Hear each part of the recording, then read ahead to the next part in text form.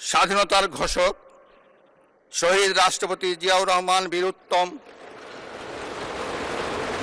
স্বাধীনতা এবং মুক্তিযুদ্ধের ইতিহাসের সকল নেতার অবদানকেও আমি শ্রদ্ধার সঙ্গে স্মরণ করছি। বাংলাদেশের 3 বারের নির্বাচিত সাবেক প্রধানমন্ত্রী ও বিএনপির সাবেক চেয়ারপারসন দেশনেত্রী বেগম খালেদা জিয়ার অবদানকে শ্রদ্ধার সঙ্গে স্মরণ করছি,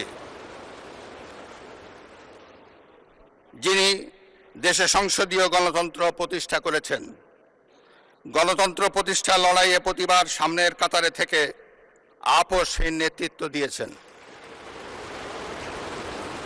জনাব স্পিকার, বাংলাদেশের গণতন্ত্রের ইতিহাসে 2024 সালের জুলাই আগস্ট মাসে ছাত্র জনতার গণ অভ্যুত্থান একটি গুরুত্বপূর্ণ ঘটনা। কোটা সংস্কার আন্দোলন থেকে এক পর্যায়ে এটি ফ্যাসিবাদ বিরোধী আন্দোলনের রূপ নেয়।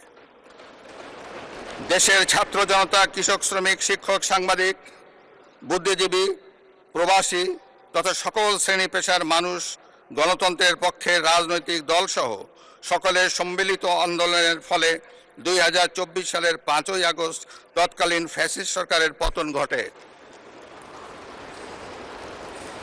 হাজারো শহীদের রক্তের উপর দিয়ে তাবেদার ও ফ্যাসিবাদ মুক্ত নতুন গণতান্ত্রিক বাংলাদেশের সূচনা হয়।